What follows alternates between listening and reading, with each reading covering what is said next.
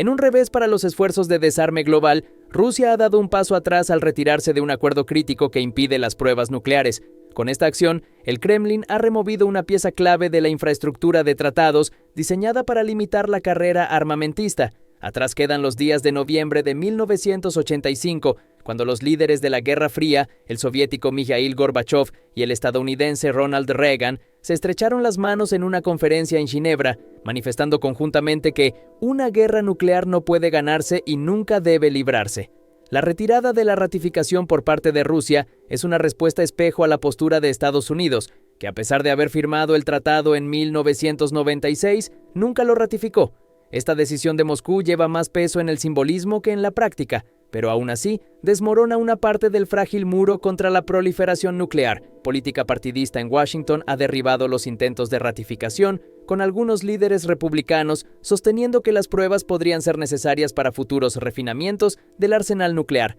Con la medida rusa, lo que queda del sistema de control de armas es el nuevo tratado START, que limita a 1.550 el número de ojivas nucleares desplegables y que, a pesar de la suspensión anunciada por Putin, aún se mantiene en vigor hasta su fecha de expiración en febrero de 2026. En este contexto de retiro y suspensión de tratados, el panorama de la no proliferación se ensombrece. El Tratado de No Proliferación de Armas Nucleares sigue siendo la base de los esfuerzos internacionales para prevenir la expansión de las armas nucleares, a pesar de que su alcance y su implementación siguen siendo imperfectos. La decisión de Rusia no solo simboliza un retorno a una era de poderío nuclear más agresiva, sino que también plantea preguntas inquietantes sobre la estabilidad futura de los acuerdos de control de armas y la seguridad internacional. La decisión de Rusia de abandonar el Tratado de Prohibición Completa de los Ensayos Nucleares ha suscitado una reacción significativa a nivel internacional, especialmente por parte de Estados Unidos. En Washington, el secretario de Estado, Antony Blinken, ha hecho eco de la inquietud global, señalando que la acción de Rusia representa un avance en la dirección incorrecta.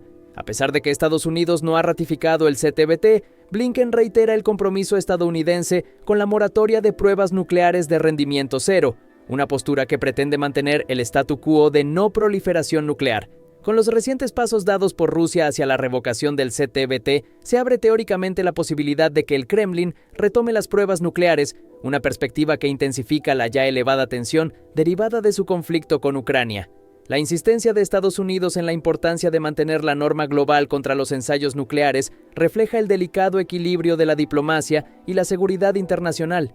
Es de notar que mientras el CTBT no ha sido ratificado por naciones claves y por tanto no está en vigor, el Tratado de Prohibición Parcial de Ensayos Nucleares, firmado y en vigor desde 1963, sigue siendo un componente crítico en el tejido del control de armas nucleares. Este último tratado prohíbe las explosiones nucleares en la atmósfera, bajo el agua y en el espacio exterior, pero permite las pruebas subterráneas.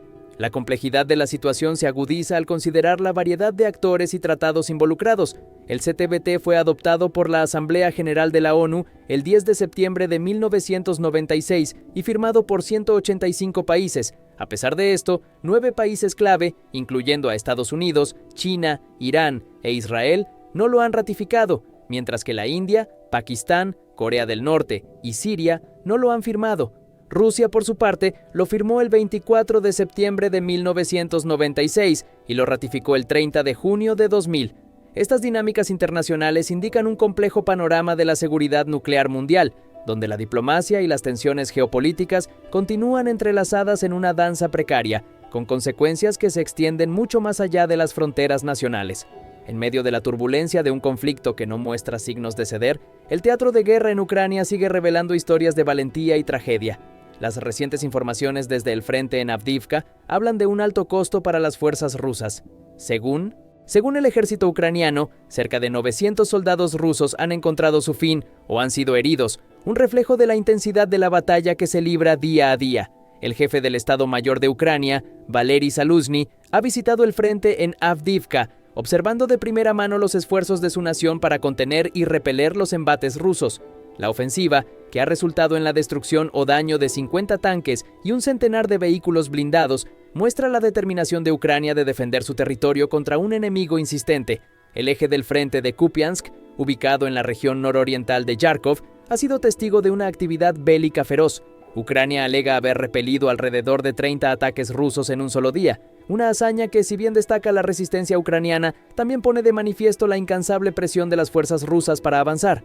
Los soldados ucranianos, al parecer, han recibido órdenes claras: mantener sus posiciones a toda costa. Tienen muchas bajas, no las he contado, pero tienen pérdidas todos los días, comentó un soldado ucraniano, subrayando la gravedad de la confrontación. La estrategia de Rusia, a pesar de las crecientes pérdidas, parece inmutable en su determinación de ocupar posiciones clave. En este contexto de combates incesantes y costosas operaciones militares, el presidente ruso, Vladimir Putin, ha buscado reafirmar su posición y su compromiso con lo que aún describe como una operación militar especial.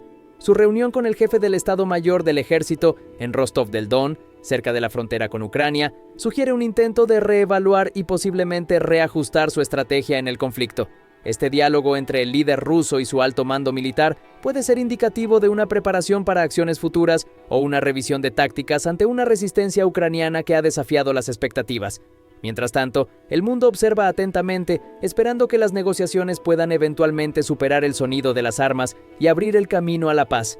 En medio de la turbulencia de un conflicto que no muestra signos de ceder, el teatro de guerra en Ucrania sigue revelando historias de valentía y tragedia. Las recientes informaciones desde el frente en Avdiivka hablan de un alto costo para las fuerzas rusas. Según el ejército ucraniano, cerca de 900 soldados rusos han encontrado su fin o han sido heridos, un reflejo de la intensidad de la batalla que se libra día a día. El jefe del Estado Mayor de Ucrania, Valery Zaluzhny, ha visitado el frente en Avdiivka, observando de primera mano los esfuerzos de su nación para contener y repeler los embates rusos. La ofensiva, que ha resultado en la destrucción o daño de 50 tanques y un centenar de vehículos blindados, muestra la determinación de Ucrania de defender su territorio contra un enemigo insistente. El eje del frente de Kupiansk, ubicado en la región nororiental de Yarkov, ha sido testigo de una actividad bélica feroz. Ucrania alega haber repelido alrededor de 30 ataques rusos en un solo día, una hazaña que, si bien destaca la resistencia ucraniana, también pone de manifiesto la incansable presión de las fuerzas rusas para avanzar. Los soldados ucranianos, al parecer, han recibido órdenes claras: mantener sus posiciones a toda costa. Tienen muchas bajas, no las he contado, pero tienen pérdidas todos los días, comentó un soldado ucraniano, subrayando la gravedad de la confrontación. La estrategia de Rusia, a pesar de las crecientes pérdidas, parece inmutable en su determinación de ocupar posiciones clave. En este contexto de combates incesantes y costosas operaciones militares, el presidente ruso, Vladimir Putin, ha buscado reafirmar su posición y su compromiso con lo que aún describe como una operación militar especial. Su reunión con el jefe del Estado Mayor del Ejército en Rostov del Don, cerca de la frontera con Ucrania, sugiere un intento de reevaluar y posiblemente reajustar su estrategia en el conflicto. Este diálogo entre el líder ruso y su alto mando militar puede ser indicativo de una preparación para acciones futuras o una revisión de tácticas ante una resistencia ucraniana que ha desafiado las expectativas. Mientras tanto, el mundo observa atentamente, esperando que las negociaciones puedan eventualmente superar el sonido de las armas y abrir el camino a la paz.